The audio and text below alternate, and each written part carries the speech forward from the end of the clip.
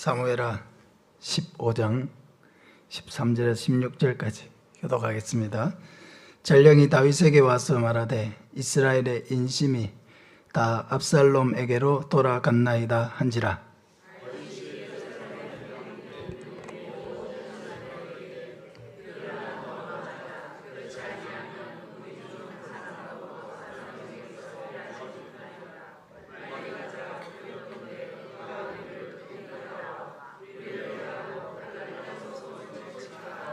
왕의 신하들이 왕께 이르되 우리 주 왕께서 하고자 하시는 대로 우리가 행하리이다. 보소서 당신의 종들이니이다 하더라.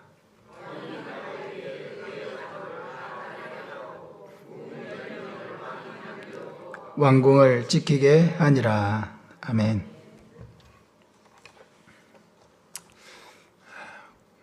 공의 없는 사랑, 사랑 없는 공의의 위험이란 제목으로 말씀을 전하겠습니다.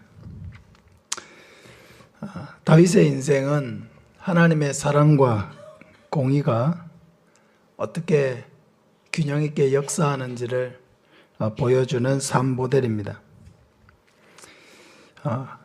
하나님의 사랑을 많이 받고 이스라엘의 왕이 된 다윗은 모든 전쟁에서 승승장구했습니다. 근데 잠시 방심한 틈을 타서 죄가 들어왔고 그 죄로 인하여서 간음과 살인의 죄를 저질렀습니다. 이로 말미암아 사탄이 다윗의 인생에 회방을 놓을 수 있는 문이 열리고 그로 말미암아 자녀들에게 많은 문제들이 생기게 되었습니다. 첫째 아들 암논의 범죄와 또 셋째 아들 압살롬의 복수, 그리고 이제 압살롬이 세력을 모아서 이제 다윗을 반역하고 있습니다. 이러한 반역으로 인해서 우리가 오늘 읽었던 본문에 보면 다윗이 이제 신하들과 함께 압살롬을 피해 도망을 가고 있는 것을 보게 됩니다. 이 모든 일련의 사건들은 갑자기 닥친 것이 아니고 다윗의 범죄에 대해서 하나님께서 징벌하시겠다고 하신 그대로 일어나고 있는 일들입니다. 다윗의 삶에는 하나님의 공의와 사랑이 매우 균형 있게 흐르고 있습니다. 어제 큐티 모임을 가졌는데요. 큐티 모임이 아주 좋습니다. 근데 어제 이런 이야기를 좀 나눴습니다. 우리가 부모로서 자녀를 양육할 때 우리는 자녀에게 얼마나 사랑과 공의를 균형 있게 해서 양육을 하는가 하는 거예요. 그런 이야기를 좀 나누었습니다.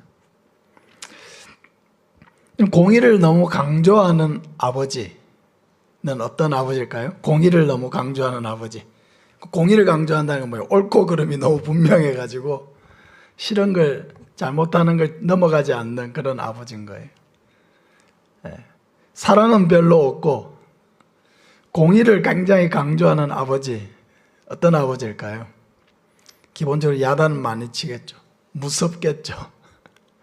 뭐 잘못하는 거 하나 있으면 아버지가 완전 막 불호령 같은 막 그런 야단을 맞고 막 그런 분위기를 한번 상상해 보시기 바랍니다. 그런 가정에서 자녀들이 양육이 된다면 굉장히 부모님이란 존재, 특히 아버지라는 존재가 가까이 가기가 힘들고 두렵고 뭔가 마음을 터놓고 얘기할 수 있는 그런 대상으로 아버지를 생각하지 못할 것입니다. 반면에 사랑을 강조하다 보면 사랑을 강조하고 공의는 강조하지 않는 거예요. 그냥 잘해주기만 하는 거죠. 잘 못하는데도 그냥 넘어가. 왜? 어색해지기 싫고 또 아이가 상처를 받으면 마음을 닫을 수도 있으니까 막 그런 이런저런 걱정 너무 많아가지고 잘해주는 건 잘하는데 뭐라 하는 걸 잘 못하는 거예요.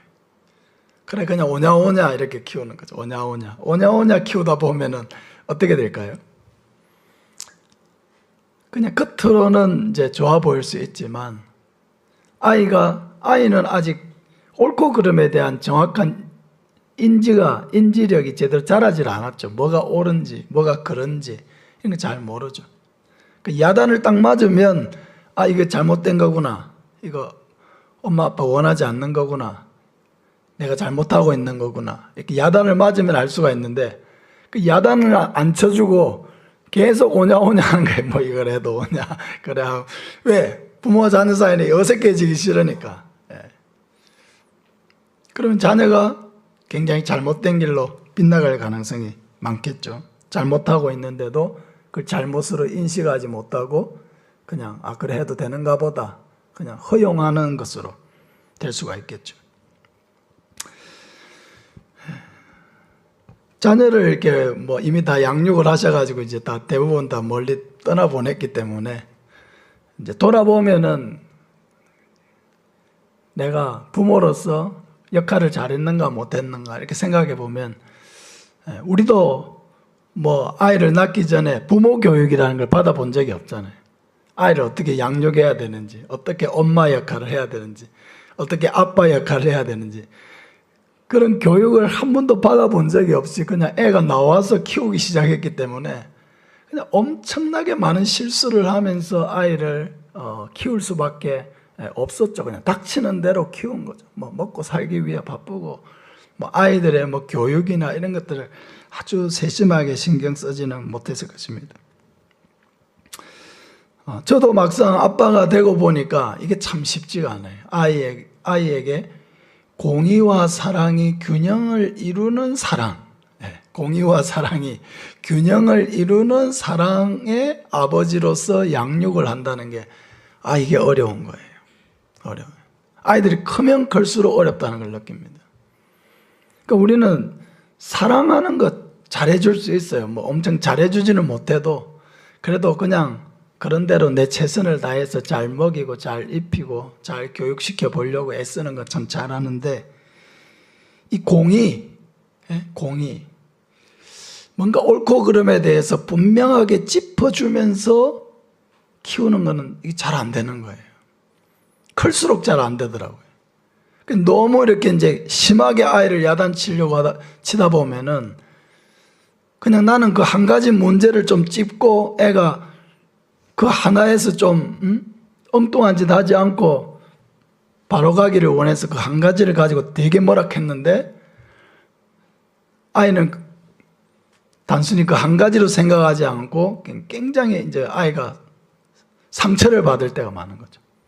왜? 몰락할 때 부모도 몰락하는 기술이 있어야 되는데 몰락할 때 막 막말을 해버리네. 몰락할 때 딱딱 이렇게 좀 뭔가 정확하게 뭘 잘못된 짚어가면서 얘기해야 되는데 막 몰락할 때 그냥 막말을 하면서 욕을 하면서 막 그러니까 그 잘못하고 잘하고 잘못하고 이런 게 없어져 버리고 그냥 인격적인 모욕을 받은 것 같이. 그러니까 아이가 아빠가 나를 이렇게 싫어하는구나. 그렇게 하면서 마음을 이렇게 닫아버리는 경우들이 많죠. 그러니까 참 이 야단을 잘 친다는 게 엄청난 기술적인 요소거든요. 야단을 잘 쳐야 돼. 야단을 잘 치면서도 관계를 깨뜨리지 않고 야단을 잘 쳐야 되는 게 이게 참 어려운 부분이죠. 근데 하나님은 참 이것을 잘 하시는 거예요. 여러분, 하나님이 다윗을 얼마나 사랑하십니까? 사울이 그렇게 잘못된 길로 갈 때 하나님께서 다윗을 택하시고 얘기하실 때 이는 내 마음에 합한 사람이다. 나의 뜻을 다 이루게 하겠다. 그러니까 하나님은 다윗 내 마음에 합한 사람이라고 할 때 그 합하다는 것은 그냥 너무 좋은 것입니다. 내 마음에 너무 딱 맞는 사람이라는 거예요. 우리도 사람들 중에 딱 내 마음에 맞는 사람이 있잖아요. 딱 내 마음에 진짜 드는 사람이다. 그럼 뭐든지 하고 싶은 거예요. 같이 밥도 먹고 싶고 내 마음이 너무 맞기 때문에 같이 밥도 먹고 차도 마시고 같이 여행도 가고 싶고 많은 일들을 함께 하고 싶은 거예요. 마음 맞는 사람이 있으면. 다윗을 그렇게 사랑하셔가지고 그 어린 다윗에게 사무엘을 보내서 기름을 부으시고 사울이 그렇게 죽이려고 10년을 쫓아다닌데도 그 왕에게 잡히지 아니하고 그 하나님께서 다윗을 보호하셨단 말이에요. 그리고 이스라엘 왕이 된 후에도 정말 싸우는 전쟁마다 승리하게 했습니다. 그 하나님의 은혜죠. 돌보심이고. 하나님이 다윗을 얼마나 사랑하셨는가. 근데 그런 다윗이 하나님을 배반하고 죄를 지은 거죠. 하나님을 업신여겼다. 네가 나를 업신여기고. 업신여겼다는 게 뭐라고 했죠? 경외한다는 말의 정반대의 표현이라고 그래요. 경외하는 것은 무겁게 여기는 거죠. 공경하는 것, 경외하는 것, 무겁게 여기는 것입니다. 업신여기는 것은 가볍게 여기는 것이고요. 하찮게 여기는 것이고. 완전 정반대의 말이에요. 죄를 지을 때 우리는 하나님을 업신여긴다는 것입니다. 그러니까 이런 하나님께서 너무 사랑하셨던 다윗인데 이러한 다윗이 죄를 지으니까 이제는 하나님의 공의를 나타내야 될 시간이 된 거죠. 그러니까 우리는 이런 경우가 잘 안 되는 거예요.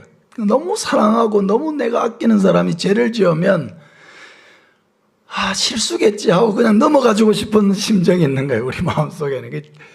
이 공의를 나타내기가 그렇게 쉽지가 않아요. 너무 좋은 관계를 맺어왔던 사람이기 때문에 내가 이렇게 갑자기 그 일에 대해서 엄하게 되면 이 관계가 이제 깨져가지고 더 이상 이제 막 얼굴도 못 보는 사이가 되는 게 아닌가 이런 두려움이 있어가지고 그냥 실수겠지. 그냥 좀 눈 감고 넘어가지. 이렇게 생각을 해가지고 넘어갈 가능성이 너무 많아요, 우리는. 근데 하나님은 안 그러시는 거예요, 다윗을 보면. 하나님은 다윗에게 엄청난 징계를 하시죠. 남김없이 징계를 하십니다. 다윗의 잘못에 대해서 남김없이 징계를 하십니다. 그래서 다윗의 가정에서 일어난 여러 가지 일련의 사건들이 다 다윗의 죄로 말미암아 일어난 일이라는 것을 성경은 정확하게 밝히고 있습니다. 그래서 우리가 알아야 될 것은 뭐냐면 하나님이 다윗을 다루신 것처럼 저와 여러분을 다루신다는 것을 알아야 합니다. 하나님은 우리가 다른 사람을 다루듯이 그렇게 하지 않는다는 거예요. 대충 넘어가지고 이런 게 없다는 거예요.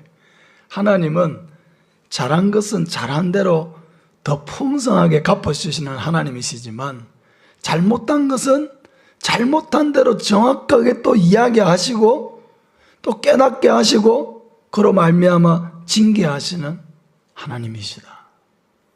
그냥 넘어가는 하나님이 아니라는 거예요. 다윗의 인생을 통해서 우리가 그것을 보게 됩니다. 그래서 우리는 공의의 하나님은 좀 무서우니까 생각하지 않고 그냥 하나님은 잘해주는 하나님이야. 나를 사랑해 주시는 하나님이야. 나를 구원해 주시는 하나님이야. 그것만 생각하고 하나님을 섬기면 그건 하나님에 대해서 성경이 말하는 하나님이 아니라 자기의 하나님에 대한 그 이미지를 스스로 가스라이팅 하는 것과 같은 것입니다.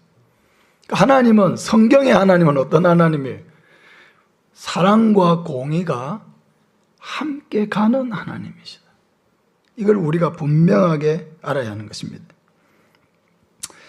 그럼 먼저 공의가 없는 사랑은 뭐가 그런 문제가 되느냐 하는 거예요. 공의가 없는 사랑은 어떤 문제가 있을까? 공의가 없는 사랑은 죄를 방치하고 더 큰 파괴를 낳는다는 것을 우리에게 가르쳐주고 있습니다. 그래서 문제라는 거죠. 암논이 다말을 폭행한 후에 다윗은 암논의 죄를 정의롭게 공의롭게 다루지를 못합니다. 그 결과 어떻게 됐습니까? 암논과 압살롬이 원수가 되었고 또 이것으로 인해서 압살롬이 암논을 죽이는 결과를 초래했습니다. 그런데 이러한 상황이 발생했는데도 여전히 다윗은 압살롬의 그 살인죄를 공의 있게 다루지 않습니다. 그 사람을 죽였잖아요. 자기 형을 죽였는데 그 일에 대해서 야단도 한번 치질 않습니다. 대면해 놓고 또 잡아와 해가지고 뭔가 죄에 대해서 벌을 주지도 않습니다. 꾸짖지도 않고 벌도 주지 않아요. 죄를 완전히 어떻게 한 겁니까? 공의를 완전히 없애버린 거죠. 방치하게 된 거죠. 그 결과가 무엇입니까? 압살롬의 반역으로 이루어져서 그 반역 때문에 지금 다윗이 아들을 피해서 도망을 가야 되는 그런 신세가 되었습니다. 공의가 없는 사랑이 얼마나 위험한가 하는 것을 다윗과 압살롬의 관계와 그 사건을 통해 우리가 알 수 있다는 것입니다. 이런 공의가 없는 사랑은 죄를 무감각하게 만듭니다. 뭐라 하질 않으니까 압살롬이 죄에 대해서 무감각합니다. 이런 공의가 없는 사랑은 죄를 잘하게 만듭니다. 압살롬을 한번 보세요. 처음엔 미워했죠. 그 다음에 어떻습니까? 죽여야 되겠다고, 자기 형을 죽여야 되겠다고 결심을 합니다. 미워하는 것보다 죽여야 되겠다고 생각하는 것은 더 큰 죄예요. 근데 거기에서 실제로 죽이는 결과를 초래합니다. 엄청나게 큰 죄를 지은 거예요. 거기서 더 나아가서 어떻게 합니까?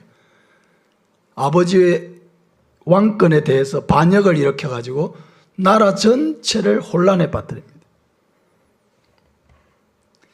공의가 없는 사랑, 그 아들을 대함에 있어서 공의 없는 사랑으로 계속 대하게 되니까 결국은 압살롬이라고 한 사람, 그 인생이 파괴를 당하게 되고 다윗의 집안 전체가 엄청난 피해를 입게 되는 것을 보게 됩니다. 그러므로 하나님의 공의를 통해서 하나님이 나의 죄를 그냥 넘어가지 아니하시고 하나님이 나의 죄에 대해서 책망하시고 때로는 그 죄에 대해서 징계하시고 그런 하나님의 사랑이 우리 안에 나타난다고 하면은 이것은 정말로 귀한 것이라는 거예요. 하나님이 나를 정말로 아들로 여기시는구나 하는 것을 하나님이 보여주시는 것입니다. 잠언 13장 24절에 매를 아끼는 자는 그의 자식을 미워함이라. 그를 사랑하는 자는 근실히 징계하느니라. 매를 아끼는 자는 그의 자식을 미워함이라. 그를 사랑하는 자는 근실히 징계하느니라. 또 너무 양극단에 있는 경우도 있어요. 아이를 키우면서 너무 많이 때리는 사람이 있어요. 너무 많이 때리면 또 엄청나게 사무치게 상처가 되잖아요.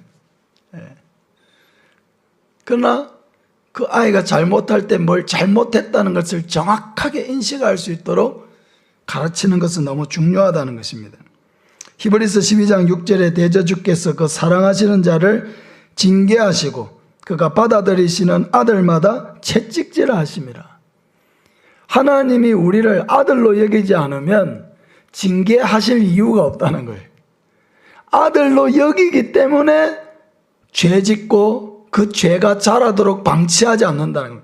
죄를 지었는데 가만히 놔둬요. 그러면 어떻게 되겠습니까? 죄에 대해서 무감각해지겠죠?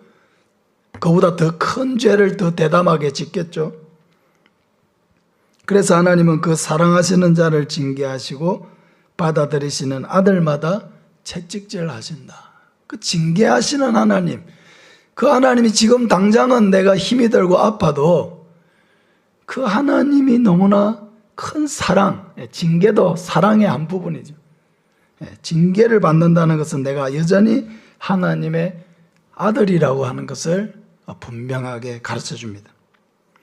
엘리 제사장도 공의가 없는 사랑을 베풀다가 큰 어려움을 겪게 된 대표적인 인물입니다. 사무엘상 3장 13절에 보면 내가 그의 집을 영원토록 심판하겠다고 그에게 말한 것은 그가 하는 죄악 때문이니 이는 그가 자기의 아들들이 저주를 자청하되 금하지 아니하였음이니라. 하나님께서 엘리 제사장에게 심판을 명령하셨습니다. 이렇게 심판하겠다고 말씀하셨습니다. 사무엘을 통해서 말씀하셨죠. 그런데 그에게 말한 것은 뭐 때문이냐? 그가 아는 죄악 때문이라 그랬어요. 모르는 죄를, 부지 중에 지은 죄를 가지고 지금 하나님이 이렇게 하시는 게 아니라는 거예요. 엘리 제사장이 마음속으로 인지하고 있던 죄에 대해서 책망하시는 거예요. 알고 있는 죄에 대한 거예요. 그게 뭐였냐면 자기 아들들이 저주를 자청하되 금하지 아니하였음이니라.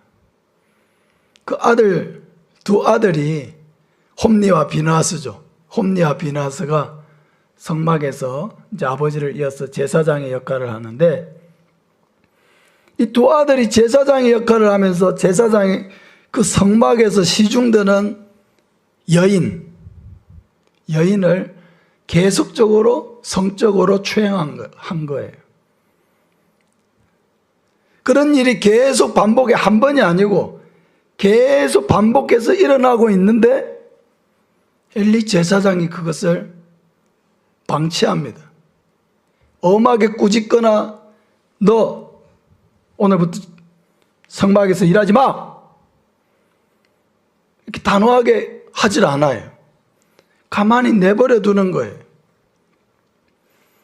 그리고 하는 말이, 야, 그렇게 안 했으면 좋겠는데 그러지 마. 그냥 아주 부드럽게 타이르는 정도로 얘기했어요. 그냥 그렇게 하고 넘어가 버렸어요. 근데 아이들은 고쳐지지 않았어요. 계속 그런 일들이 반복돼서 일어났습니다. 공의가 무너진 사랑을 한 것이죠. 결국 공의가 없는 이런 방치하는 그런 사랑 때문에 엘리 제사장의 집안과 그의 제사장 직분까지 하나님 앞에서 박탈을 당하는 그런 일이 일어나게 됩니다. 여러분, 사랑이 공의를 겸하지 않으면 죄를 방임하게 되고요. 죄를 방임한 결과는 파괴적인 결과를 초래하게 된다는 것을 다윗과 엘리 제사장의 경우를 통해서 우리에게 알려주고 있습니다. 그러므로 우리가 사랑한다라고 표현할 때 이것은 부모와 자녀 간의 관계도 마찬가지지만 부부 간에도 마찬가지고요. 우리가 맺고 있는 다른 사람과의 관계도 마찬가지예요. 근데 우리가 어려운 얘기하기 불편해하고 또 얘기하면 뭔가 서로 간에 불편해질 만한 이런 얘기를 피하려고 하기 때문에 사실은 공의가 굉장히 약화되어져 있어요. 다른 사람이 실수가 있어도 그냥 넘어가 버리고 진짜 잘못을 했는데도 또 얘기하면 또 그러니까 그냥 또 넘어가게 되고, 우리도 사실은 어떤 면에서는 다윗처럼 엘리 제사장처럼 그렇게 하고 있는 면이 너무 많아요. 우리가 사랑하는데 공의를 겸하지 않는 사랑을 할 때가 너무 많은 거예요. 뭐 작은 문제를 가지고 옆 사람하고 뭐 싸우겠다는 것이 아니라, 네가 그런 말을 했기 때문에, 그런 행동을 했기 때문에 그것으로 인해서 내가 마음이 좀 아팠다, 그렇게 안 했으면 좋겠다 라든지 뭔가 이런 싫은 표시를 할 수 있어야 되는데, 저도 사실은 그 부분이 굉장히 자신이 없어요. 잘 못해요. 그게 잘 안 돼.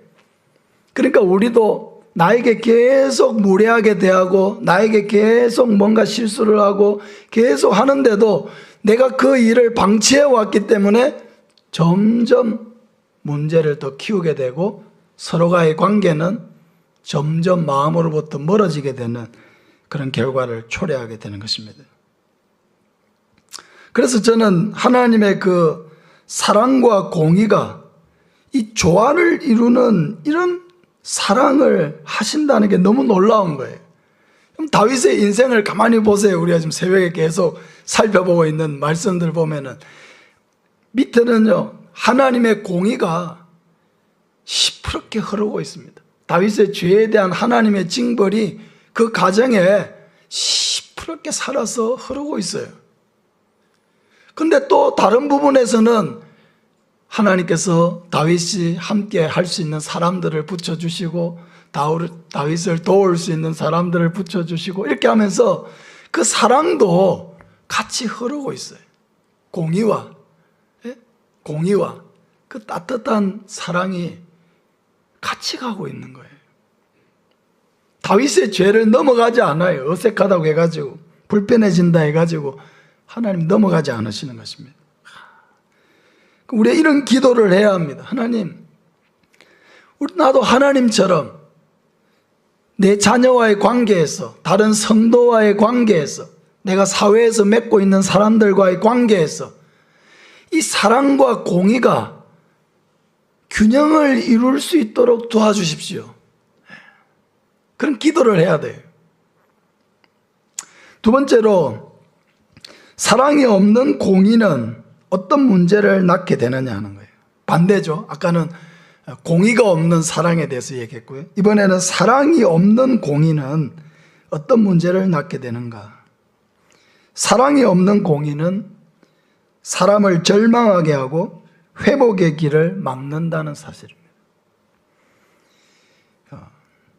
예수님께서 서기관들과 바리새인들을 엄하게 책망하셨습니다. 마태복음 23장 23절에 보면 화 있을진저 외식하는 서기관들과 바리새인들이여 너희가 박하와 외양과 근처의 11조는 들이되 율법에 더 중한 바 정의와 긍휼과 믿음은 버렸도다. 이 서기관 바리새인들은 사실은 원래 좋은 사람들입니다. 서기관은 하나님의 말씀을 1.1획도 변함없이 잘 기록해서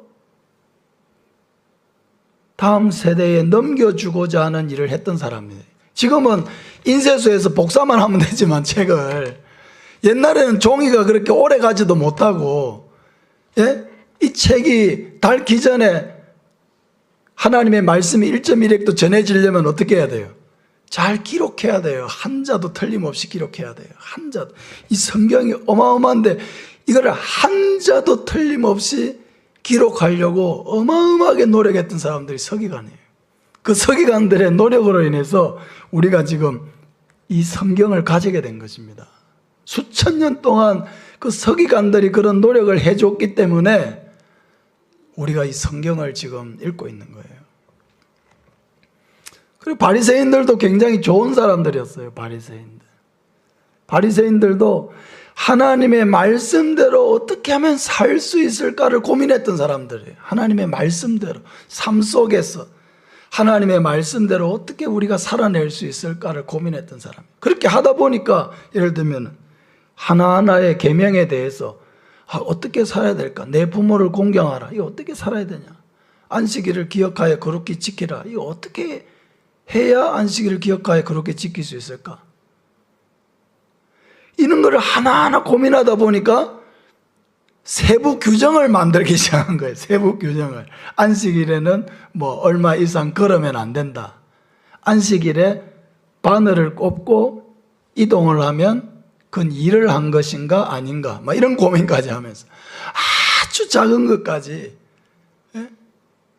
하나님 일하지 말라고 했으니까 일을 안 하는 게 뭘까? 어디까지 일을 할, 그럼 가만히 집에 꼼짝도 안 하고 있어야 되냐? 그럼 조금 움직인다고 하면은 일을 안 하는 범위가 어디까지냐? 이런 고민을 했던 사람들이 바리새인들인 거예요. 근데 그런 고민에서 나온 많은 세부 십계명 밑에 그 십계명을 지키기 위해서 세부 규정들을 어마어마하게 만들다 보니까 그 규정들이 나중에는 원래의 십계명만큼 아주 중요한 위치를 차지하는 게 돼버린 거예요. 그래가지고 그것을 지키지 않으면 안식일을 지키지 않았다고 정죄하게 된 거죠. 그들의 원래 의도가 잘못된 것은 아닌데 너무 율법 하다 보니까 공의를 너무 강조하게 된 거예요. 이 완전하게 지켜야 된다라고 하는 거. 완전하게 지키지를 못하는데 우리는 완전하게 지켜야 된다라고 하는 이 높은 기준을 가지고 그걸 자기에게 들여대 가지고 내가 이렇게 이것을 지킬 수 없는 죄인이구나 하면서 하나님의 은혜를 구하는 쪽으로 갔으면 경건하게 발전할 건데, 이 높은 기준을 자기한테 들여대지 아니하고 다른 사람한테 들여대기 시작하는 거예요. 율법이라고 하는 것은 나에게 엄격하게 적용할 때는 내 신앙을 발전시키지만, 율법이라고 하는 것은 다른 사람에게 적용을 해가지고 이렇게 엄격하게 다른 사람에게 적용하기 시작하면 어떻게 돼요? 그 율법이라고 하는 것만큼 이거는 엄청난 상처와 아픔을 주는 무기가 되는 것입니다. 그럼 절대로 율법을 다른 사람을 평가하는 잣대로 쓰면 안 돼요. 그러면 우리도 역시 바리새인이 되는 것입니다. 나에게 비추어야 돼요. 그 엄격한 율법의 잣대를 나에게 비추어서 내가 하나님을 또 온전하게 섬겨야 되겠다. 근데 내가 해보려고 하지만은 인간적인 연약함과 한계와 재성이 있으니까 이게 안 되는구나. 내 힘으로는 완벽하게 지키려고 하는데 이게 안 되는구나 라는 생각을 하면서, 아, 예수 그리스도의 보혈 외에는 내 죄가 이렇게 씻길 수가 없구나. 또 내가 잘못했을 때, 아, 하나님은 이런 걸 원하시는데 내가 이렇게 할 수 없구나. 하나님의 은혜를 더 구하고 지혜를 더 구하고, 이렇게 자기에게 율법을 엄하게 적용하면 적용할수록 우리는 유익한, 신앙적으로는 굉장히 유익해지는 것입니다. 그렇다고 또 자기를 너무 정죄하면 안 되겠죠. 절대로 하지 말아야 될 것이 말씀을 가지고 다른 사람에게 적용시키는 거예요. 그러면 다 뭐예요? 죄인이 되는 거죠. 정죄하는 무기로 사용하는 거죠.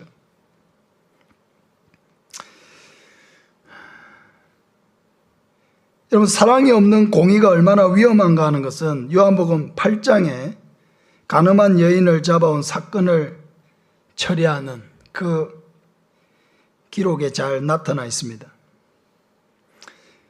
간음한 여인을 현장에서 잡아왔습니다.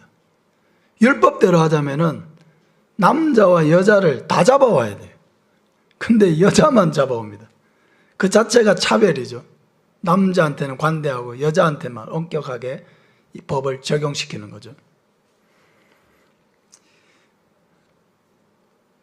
그리고 율법에 따라서 돌을 들어서 이 여인에게 던져서 죽이려고 합니다. 이런 공의가 없는 사랑이 어떻게 됩니까? 정죄만 있고 회복의 기회를 이 여인에게 주지 않습니다. 공의가 없는 사랑은 그 자체가 절망적입니다. 공의가 없는 사랑은 외식과 교만을 낳습니다. 이런 공의가 사랑을 잃었을 때 율법주의가 될 수밖에 없다 하는 것을 바리새인 서기관들이 보여주고 있습니다. 예수님은 이 여인을 어떻게 대하셨죠? 공의가 있지만 사랑이 있는 공의로서 이 여인을 대하십니다. 먼저 돌을 던지려고 하는 사람들을 내보내시죠. 너희 중에 죄 없는 자가 먼저 돌로 치라. 예수님의 이 말씀이 돌을 들고 있던 모든 사람들의 양심을 찔렀습니다. 그 말을 들으니까 죄 없는 자가 먼저 돌로 치라 하는데 그 여인의 죄만 생각하던 사람들이 갑자기 자기 죄를 생각하게 된 거예요. 그러니까 어떻습니까? 갑자기 돌을 하나씩 내려놓고 그 자리를 다 떠나게 됩니다. 예수님께서 여인에게 묻죠. 돌을 던져 죽이려고 하던 사람들이 다 어디 갔느냐? 없습니다. 가버렸습니다. 나도 너를 정죄하지 아니하노니 가서 다시는 죄를 범하지 말라. 예수님은 이 여인이 죄를 짓지 않았다고 말하는 게 아닙니다. 그냥 내가 이 약자니까, 여자니까, 약자니까 이 무시무시한 사람들에게서 이 여인을 그냥 보호만 해주고 그냥 넘어가는 게 아니에요. 예수님 누구보다도 이 여인이 분명하게 죄를 지었다는 것을 알고 계십니다. 그러나 예수님의 그 공의는 그 여인이 죄인이라는 것을 일깨워 주심과 동시에 그 여인에게 다시 한번 이제는 죄를 짓지 않고 좋은 사람이 될 수 있는 기회를 주시는 거죠. 이게 뭡니까? 사랑이죠. 여러분, 사랑이라고 하는 것은 뭐냐? 좋은 사람이 될 수 있는 기회를 주는 것입니다. 여러분, 우리가 어떤 사람이 싫거나 미우면은 완전 내 인생에서 너는 끝이야 이렇게 해버릴 때가 너무 많아요. 넌 내 인생에서 이제 아웃이 아웃. 너는 더 이상, 난 너를 더 이상 인간으로 취급하지 않을 거야. 그 사람을 완전 내 인생에서 완전히 아웃시켜버리는 거예요. 그거는 공의는 있지만 사랑은 있는 건 아니에요. 사랑이 있는 공의를 적용해야 돼요. 왜? 나도 죄인이기 때문에 죄를 지을 수 있는 여지가 있고요. 다른 사람도 죄인이기 때문에 죄를 짓고 잘못할 수 있는 여지가 다른 사람들에게도 있는 거예요. 그럼 우리에게는 뭐가 필요하냐? 나도 좋은 사람이 될 수 있는 기회를 얻는 게 필요하고요. 그 용서죠. 다른 사람도 다시 좋은 사람이 될 수 있는 기회를 주어야 되는 거예요. 그게 용서죠.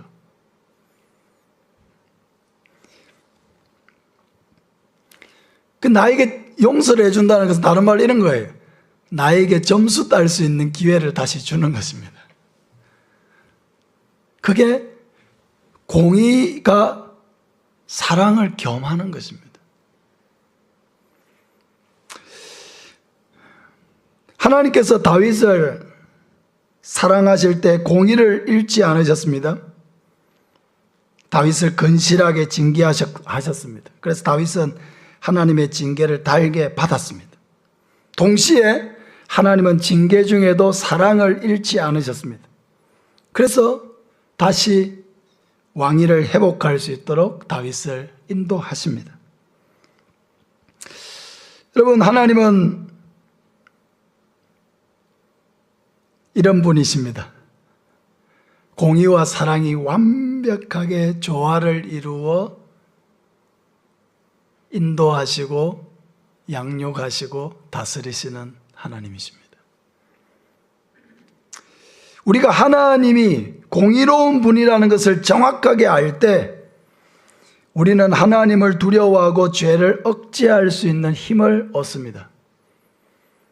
아빠가 이런 잘못을 하는 것을 엄청나게 싫어한다는 것을 알면은 아이는 조심하게 되죠. 마찬가지예요. 하나님의 두려우심, 하나님의 공의로우심을 알 때 우리는 죄를 두려워하고 죄를 억제할 수 있는 힘을 얻게 됩니다. 그리고 하나님의 사랑을 알 때 우리가 죄에 빠졌더라도 이제 끝이다 이렇게 생각하지 않고 다시 회개해서 하나님과의 관계를 회복할 수 있는 그런 은혜를 누리게 됩니다. 사랑과 공의는 나를 천국까지 인도하시는 그런 하나님의 완전한 성품입니다. 사랑하는 여러분, 우리는 공의가 없는 사랑을 하기 때문에 관계를 어렵게 만들고 있지는 않습니까? 부모와 자녀 간에 공의가 없는 사랑을 하기 때문에 부모와 자녀와 나의 관계가 더 가까워지는 것이 아니라 더 서먹서먹해지고 있지는 않습니까? 또 한편으로 사랑이 없는 공의를 하기 때문에 우리는 다른 사람의 잘못에 대해서 너무 심하게 판단하고 정죄하고 비난하고 하지는 않습니까? 나에게 뭔가 잘못한 사람에게도 다시 그 사람이 좋은 사람이 될 수 있는 기회를 주고 있습니까? 용서하고 있습니까?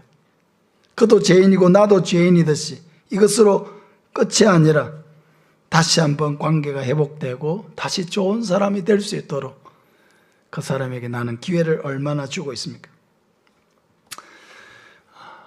오늘 밤에 우리가 기도할 때 이 부분을 좀 기대했으면 좋겠습니다. 하나님, 우리에게도 하나님의 그 성품을 닮아서 사랑과 공의가 완벽하게 아름답게 조화를 이루는 그런 성품을 가질 수 있도록 내 자신이 부족한 부분을 일깨워 주시고 훈련해서 연단시켜 주십시오. 우리가 이렇게 한번 기도했으면 좋겠습니다. 자, 구체적인 제목을 한번 더 드리겠습니다. 공의의 하나님을 기억하면서 죄를 멀리할 수 있는 은혜를 주시옵소서. 사랑의 하나님을 의지하면서 죄악 가운데 있더라도, 징계 가운데 있더라도 낙심하지 않고 내 죄를 회개하고 하나님과의 관계를 바로 세울 수 있는 은혜를 주십시오.